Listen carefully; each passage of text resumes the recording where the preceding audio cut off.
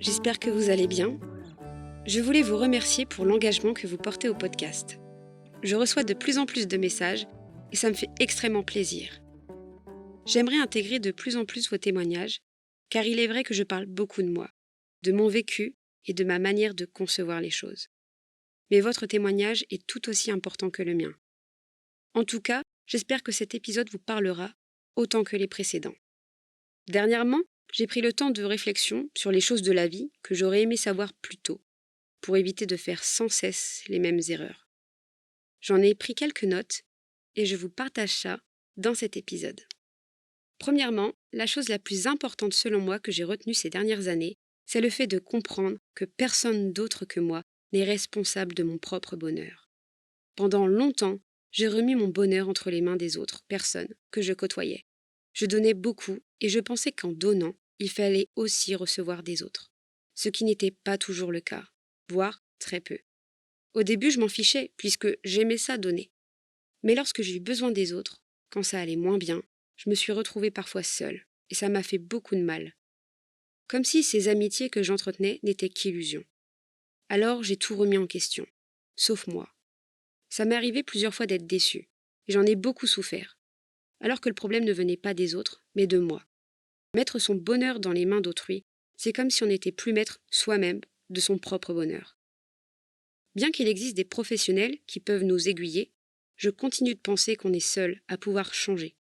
Mais pour changer, il faut déjà le concevoir et le vouloir. Personne ne viendra t'aider, te sauver, à part toi-même. C'est une phrase qui me fait écho, que je ne cesse de me répéter dans les moments où je ne vais pas bien, lorsque j'ai des idées noires. Parce que, même si ça semble très fataliste, comme phrase, ça ne reste pas moins vrai. On a beau être entouré, nos proches ne peuvent pas toujours prendre les décisions à notre place, lorsqu'on est adulte, bien évidemment. Parce que, lorsqu'on est enfant, c'est leur devoir de prendre des décisions pour nous. Et bien souvent, lorsqu'on est au plus bas, même si tu as des personnes qui te poussent à aller de l'avant, à aller mieux, si tu ne te sens pas en état de prendre cette main tendue, eh bien, ce n'est la faute de personne. C'est comme ça, c'est tout. Et puis au contraire, si personne ne te tend la main, c'est peut-être parce que personne ne peut savoir ce que tu ressens vraiment à l'intérieur, à part toi-même. J'ai parlé de la solitude sur le podcast, et je pense qu'ici on peut y faire un petit rapprochement. Chacun peut le voir à sa façon. Mais moi, lorsque j'ai cette phrase en tête, ça me booste à justement me forcer, à me bouger les fesses, pour le dire grossièrement, et aller de l'avant. En général, ça fonctionne. Depuis que je suis petite, je dois faire face à la maladie. Et quand tu as une pathologie, tu n'as pas d'autre choix que de faire avec et de te battre, pour ne pas baisser les bras, pour ne pas te laisser consumer. Eh bien là, c'est un peu la même chose. Tu dois te battre pour toi, car personne d'autre ne peut le faire. C'est peut-être une façon bizarre de concevoir les choses, me direz-vous, mais c'est comme ça que je le ressens, et c'est aussi comme ça que je l'exprime. Peut-être que ça vous fera écho. Une autre chose que j'ai retenue, c'est qu'il est important de bien investir son argent. Je sais qu'on a tous des rêves, des envies qui varient. Je préfère le préciser avant de commencer. De mon côté, j'ai choisi d'investir dans des expériences qui m'apportent du positif, que ce soit des concerts, des voyages par exemple. J'en ai parlé dans l'épisode sur changer sa façon de consommer. Pendant longtemps, j'étais un peu ce qu'on considère une accro au shopping. J'achetais beaucoup de vêtements, que je ne portais presque pas. Quand j'ai pris mon indépendance, j'ai commencé à vouloir voir le monde et à sortir de ma chambre. J'ai appris que la surconsommation, c'était néfaste pour l'environnement, et en plus de ça, c'était mauvais pour mon compte en banque. Donc j'ai changé ma manière de consommer en achetant de la seconde main. Et j'ai commencé à investir mon argent autrement. Ça m'a permis de beaucoup voyager, de parcourir la France déjà, car il y a tant de paysages magnifiques qui sont beaucoup trop sous-cotés, je trouve. Ensuite, j'en ai profité pour faire un maximum de concerts, rencontrer les artistes que j'aimais tant, pendant que ma santé me le permettait. Aujourd'hui, j'ai 28 ans, et avec ma maladie, c'est plus compliqué qu'avant. Donc déjà, je suis reconnaissante d'avoir eu cette chance et d'avoir saisi ces opportunités. Je sais que ce n'est pas possible pour tout le monde. Je vous parle de mon expérience, mais vos envies et vos expériences peuvent être différentes et vous apporter cette même gratitude que je ressens en vous parlant. Chacun ses goûts. Je sais que je ne pourrais pas faire ça toute ma vie non plus. Ces expériences m'ont apporté tellement de positifs et d'apprentissage, ce pourquoi j'insiste sur le fait d'investir son argent dans ce qui vous rend heureux, dans ce qui vous procure de la joie. Comme je pourrais vous dire de gérer votre temps libre, pour faire des choses qui vous animent, qui vous font du bien. Pour continuer avec l'argent, j'ai choisi d'investir dans du bon matériel directement. Alors beaucoup de personnes vous diront qu'il y a du petit matériel à petit prix qui fonctionne très bien, et c'est vrai. Et c'est ce que j'ai fait pour la photo par exemple, parce que les équipements photo ça coûte très cher. J'ai changé plusieurs fois d'appareil pour augmenter en gamme, petit à petit, et en y repensant, ce n'était pas si avantageux que ça. Donc lorsque j'ai souhaité me professionnaliser, eh bien, j'ai choisi d'investir directement dans du bon matos. Ce n'est pas donné à tout le monde, je n'avais pas forcément de gros revenus, mais je me suis débrouillée comme j'ai pu. Et finalement, je ne regrette absolument pas. Disons que de par mes connaissances en audiovisuel, je savais qu'avoir du bon matos, ça fait la différence. Et comme j'ai ce côté très perfectionniste aussi, je me suis vite convaincue que c'était nécessaire. Lorsque j'ai commencé la musique, on m'avait offert une guitare bas de gamme, mais qui m'aidait à débuter. Sauf qu'elle s'est vite abîmée, vu que j'en jouais assez souvent. Et lorsque j'ai voulu en prendre une autre, j'ai préféré en prendre une plus chère, de meilleure qualité, et c'est ce que j'ai fait pour tous les autres instruments qui ont suivi. Et ça fait bientôt plus de 10 ans que j'ai tous ces instruments, et ils sont toujours en très bon état. Parfois, investir dans du bon matos, ça permet de garder ce matos toute sa vie. Je sais que je ne changerai plus d'appareil photo, par exemple. Quand j'ai dû changer de téléphone, j'ai pris le dernier qui est sorti pour être sûre de le garder le plus longtemps possible. Même lorsque je pense aux vêtements que j'achète et aux appareils électroménagers, je pense toujours à la durabilité dans le temps. Acheter à petit prix, on sait tous que ça ne tiendra pas dans le temps. Acheter plusieurs fois à petit prix le même appareil, parfois ça revient presque aussi cher que d'acheter un appareil de meilleure qualité. Je pense aussi qu'il est important de faire des recherches pour avoir une bonne connaissance des appareils ou des objets qu'on souhaite acheter. Je sais que je peux passer des heures sur des sites avant de faire le choix le plus intéressant. J'ai mis des semaines avant de commander mon dernier PC. Parce que oui, ce sont des choix qui sont importants, qui demandent réflexion. Et puis, avoir un meilleur matos, d'un côté, ça facilite la vie pour certaines choses également. Et je trouvais ça important de le noter. Pour continuer avec les projets pro, en y réfléchissant bien, je pense que la motivation, c'est ce qui permet de commencer un nouveau projet. Mais ce qui permet de continuer ce projet, c'est la passion. Sans passion, c'est facile de se lasser et de finir par abandonner. Si tu es passionné par ce que tu fais, si ça te satisfait, si ça te procure du plaisir, eh bien il y a moins de chances que tu finisses par arrêter. Bon, je sais qu'il n'y a pas que ça. Il y a aussi tout le côté santé qui est à prendre en compte. Si tu n'as plus la santé pour avancer dans ton projet, c'est sûr que tu peux finir par devoir arrêter. Mais partons du principe que du côté santé, tout va bien. Si tu commences un nouveau projet sans être passionné par ce que tu fais, si tu fais juste ça pour l'argent, c'est sûr qu'à un moment donné, si ça ne fonctionne pas, tu vas vouloir arrêter et recommencer un autre par exemple. Alors que si tu fais ça par passion, même si niveau financier c'est compliqué, tu vas vouloir persévérer. Donc mon conseil, c'est d'entreprendre des projets qui vous passionnent et qui vous font du bien. J'en ai parlé dans l'épisode qui s'intitule « Affronter ses peurs ». Selon moi, le meilleur remède contre la peur, c'est la prise d'action. Le fait d'affronter ses peurs peut te guider et te faire prendre un chemin que tu n'osais pas emprunter. Parfois, ça fait peur parce qu'on s'engage dans quelque chose de nouveau et qu'on ne voit pas où ça peut nous mener. On ne sait pas tout et parfois les choses qu'on ignore peuvent nous effrayer. Affronter ses peurs, ça permet d'aller au-delà et d'en ressortir plus grand, même si ce n'est pas toujours agréable sur le moment. Tu n'es pas ce que ton mental essaie de te faire croire. Tu es bien plus que ça. Et c'est à toi d'aller au-delà pour en prendre conscience. Et c'est comme ça que tu pourras gagner en confiance en toi. Peu importe ce que tu crois, tu as de la valeur, tu es capable d'entreprendre plus de choses que tu ne le penses.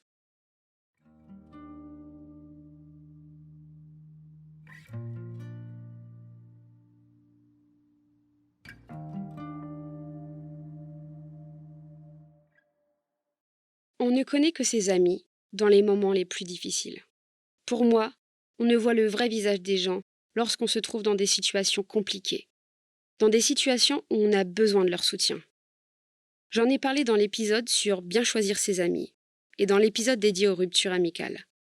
J'ai été beaucoup déçue par des amis que je chérissais, avec qui je me projetais loin, dans le sens où je me voyais vieillir avec eux. J'ai compris qu'au fil des années, les gens changent. Moi aussi, j'ai changé. Je ne suis plus la même personne. Les personnes que tu aimes maintenant Peut-être que tu ne les apprécieras plus dans 1 an, dans 5 ans. Et j'ai accepté le fait que ce n'est pas si grave finalement, si nos chemins finissent par se séparer. Certaines pertes sont libératrices, parce qu'on réalise parfois trop tard qu'on était mal entouré. Je sais qu'il m'arrivait d'être mal entouré, mais selon la moi de l'époque, c'était toujours mieux que d'être seul. Ce que je ne recommande pas du tout. Parfois on sait qu'on est mal entouré, mais on se ment à soi-même. Et des fois on le comprend plus tard, par tel ou tel acte, par telle ou telle parole qui blesse et qui détruit une amitié. Dans tous les cas, on se retrouve déçu. Et parfois on ressent ce sentiment de solitude et de trahison. Être seul, c'est mal vu, mais c'est parfois nécessaire pour apprendre à s'aimer soi, pour ensuite aimer les autres. C'est important pour en apprendre plus sur soi également. Pour moi, c'est important d'arrêter d'être mal accompagné, pour ne pas être seul. Et puis, faire des activités seules, c'est cool. Et c'est tellement enrichissant. Si vous avez 2 choses à retenir, ce sont celles-là. Car la plus belle relation que tu puisses vivre est celle avec toi-même. Alors fais en sorte d'apprécier les moments lorsque tu es seul, face à toi-même, et accepte-toi comme tu es. Faire la paix avec soi-même pour être bien dans sa propre compagnie. Si tu dois changer dans ta façon d'être, change pour toi, et non pour plaire aux autres, ou par peur de te sentir rejeté. Avec le temps, j'ai compris que c'était important de ne pas se comparer aux autres, car ça ne t'apportera que des complexes et rien de positif. Ne pas idéaliser la vie des autres, car les gens ne montrent que ce qu'ils veulent montrer. On ne voit souvent que le positif, alors qu'au fond, il y a toujours une part de réel que l'on ignore. On vit tous du positif et du négatif dans une journée. Et le négatif n'est pas vendeur ou accrocheur. Donc la plupart des gens souhaitent le cacher, et c'est tout à fait compréhensible. C'est à nous, spectateurs, de prendre conscience que ce n'est pas la totale vérité, ce qu'on voit, et que la vérité, on ne la saura sans doute jamais, et c'est ok. De toute façon, je pars du principe que chacun fait sa vie, et qu'on devrait accorder de l'importance qu'à sa propre vie et pas à celle des autres. Je pense qu'au fond, personne ne nous veut vraiment du mal. Les personnes qui nous font souffrir, en nous faisant du mal, en nous blessant, le font parce que ce sont des personnes qui ont mal et qui souffrent à l'intérieur. Et c'est plus simple d'extérioriser cette haine contre quelqu'un d'autre que contre soi-même. Et c'est de là que commence le harcèlement. Ce n'est pas quelque chose à prendre à la légère. Je pense que les personnes qui harcèlent les autres ont de réels problèmes à régler avec eux-mêmes. De tout ce que j'ai retenu depuis que je suis petite, c'est que le regard des gens n'apporte rien. J'ai appris à mes dépens de ne pas me laisser imprégner par leur jugement. Ils sont libres de penser ce qu'ils veulent, mais cela ne doit pas m'affecter. Alors je ne dis pas que c'est facile tous les jours, mais ça aide à s'en foutre de la vie des autres. D'ailleurs, il y a une phrase que j'aime bien. La vie des autres, A-V-I-S, c'est la vie des autres, V-I-E. Lorsque les gens te jugent ou te critiquent la plupart du temps, c'est qu'ils projettent leur propre insécurité à travers toi. J'en ai déjà parlé dans l'épisode sur les ruptures amicales, c'est ce que l'on appelle l'effet miroir. Et ce que l'on doit tirer comme enseignement de ça, c'est que la plupart des gens sont certes bienveillants, ils vont vouloir le meilleur pour toi, mais il se peut aussi qu'ils agissent en étant influencés par leurs propres expériences, leurs propres peurs. Je ne dis pas qu'il ne faut pas les écouter, mais il faut savoir prendre du recul pour faire la part des choses. Car au final, tu es le ou la seule à savoir ce qui est bon pour toi.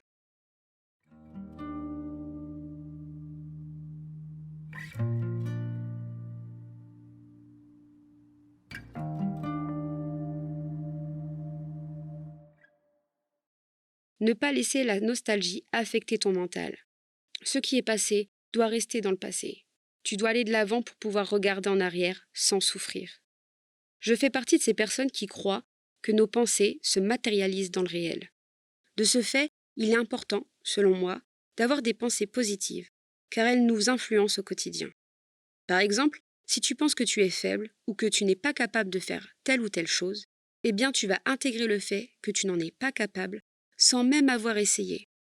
Et tu peux passer à côté de tas de choses comme ça. Je pense aussi à la citation de Lena Situation, comme quoi le positif attire le positif, plus égale plus. On en a beaucoup entendu parler, et depuis j'ai l'impression que ça agace un peu les gens, mais perso, j'y crois. Je fais aussi partie de ces personnes qui pensent qu'il ne faut pas chercher l'amour pour le trouver. Alors, venant d'une personne qui a beaucoup utilisé les applis de rencontre pendant un temps, ça paraît osé de dire ça, mais ma vision de cette quête de l'amour a changé. Je pense que c'est quelque chose qui ne se contrôle pas, que l'on ne maîtrise pas non plus, car tout dépend du feeling avec la personne. J'ai cette vision un peu romantisée peut-être, que l'amour ça arrive au moment où l'on s'y attend le moins. Pour finir, je pense que vieillir, ce n'est pas négatif, comme on pourrait le voir sur les magazines de mode qui poussent à faire de la chirurgie pour paraître plus jeune. Prendre en maturité ne veut pas dire perdre son âme d'enfant. Et paraître plus âgé physiquement ne veut pas dire que l'on paraît plus moche. Je trouve ça triste de voir la vie de cette façon. Et pour continuer dans ce sens, je trouve que penser et envier son passé, ça ne fait que créer du manque, des complexes et de la souffrance. Le fait de ne pas se laisser affecter émotionnellement par la nostalgie permet d'aller de l'avant, sans culpabiliser, et ça permet aussi de pouvoir regarder en arrière sans souffrir. Je pense particulièrement aux ruptures amicales. Lorsque je l'ai vécu au début, j'étais très nostalgique. J'en ai beaucoup souffert. C'était comme vivre un deuil, une période de ma vie qui ne sera jamais plus. Et puis, avec le temps, j'ai compris que je devais accepter que ces moments n'arriveraient plus, que ces personnes ne feraient sans doute plus partie de ma vie, pour de bon. J'ai réussi à m'en détacher, mais ça m'a pris du temps. J'ai compris que je devais être contente d'avoir eu la chance de vivre tout ça, que tous ces moments m'ont apporté, certes du négatif à la fin, mais aussi beaucoup de positif, et ça m'a aidé à être la personne que je suis aujourd'hui. Donc je ne peux en ressentir que de la gratitude. Puis j'ai fini par ne plus en souffrir en repensant à tous ces moments que j'avais vécus, alors qu'auparavant ces mêmes moments étaient pénibles rien que d'y penser. Disons que je préfère garder le positif que le négatif, même si ça s'est mal terminé. Tout ce qui importe au final, c'est qu'il est important de profiter du temps, des personnes qui sont là pour nous, et des moments de vie que l'on partage ensemble. Et surtout, continuer de faire ce que l'on aime. J'espère que cet épisode vous aura plu. J'ai dû prendre pas mal de temps, de réflexion, pour concocter cet épisode. Ça m'a beaucoup aidé de le faire, et j'espère que ça le sera aussi pour vous. Encore merci pour ce temps d'écoute. Si cet épisode vous a plu, n'hésitez pas à mettre 5 étoiles au podcast. Je sais que je ne le répète pas assez, mais ça aide beaucoup pour que le podcast soit référencé et proposé à de nouvelles personnes. En attendant la semaine prochaine pour un nouvel épisode, n'oubliez pas qu'il est important de libérer la parole. Prenez soin de vous. Bisous!